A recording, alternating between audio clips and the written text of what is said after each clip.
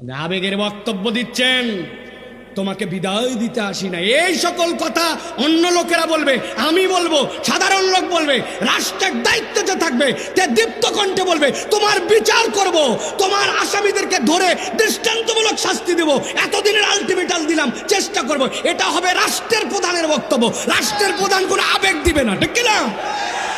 ভুয়া আবেগ আমরা শুনতে চাই না। আবেগ মোটিভেশন দেওয়ার বহুত লোক আছে, ওরা পাড়া মহল্লার লোক ওই কথা বলবে। আপনারা বিচার করে দেখান, হিম্মত থাকলে আসামি নিয়ে এসে দেখান, কোথায় আছে দেখান। একদল কোথার থেকে বলতেছে দেশের থেকে বাইরে চলে গেছে, আরেক দল বলছে দেশে আছে। এত বিভ্রান্তিকর কথা আমরা শুনতে চাই না। আমরা ওসমান হাদির বিচার দেখতে চাই। প্রিয় ভাইয়েরা, আপনারা শপথ নেন আল্লাহ রাব্বুল আলামিনের জন্য ডেডিকেটেড হওয়ার, কোরআনের জন্য ডেডিকেটেড হওয়ার। হাদির আবেগ বিক্রি করলে হবে না। আমরাও এই বক্তব্য দিয়ে আপনাদের কাছে কেবলমাত্র একটা আবেগ সৃষ্টি করবো, এটার কোনো লাভ নাই। হাদিকে অ্যানালাইসিস করেন, তিনটা জিনিস তার সাথে ছিল। শহীদি তামান্না, এটা হৃদয় থেকে না আসলে হয় না।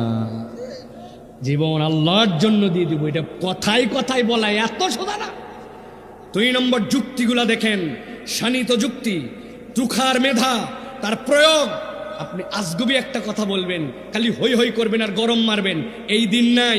আপনার যুক্তির পিঠে অকাট্যতা এবং আপনার দালিলিক ভিত্তি থাকা লাগবে, ঠিক না? 3 নম্বরে ইনসাফ, মানসিকতা।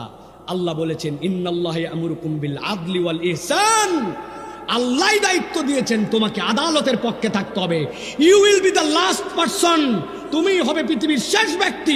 দুনিয়া একদিক হতে পারে, আমি কখনো ইনসাফ থেকে ফিরবো না, আদালতের বিপক্ষে যাব না, আমার থেকে ন্যায় আনুগতা বিদায় নিবে না। এইটাই হবে আগামীর শপথ, ঠিক না?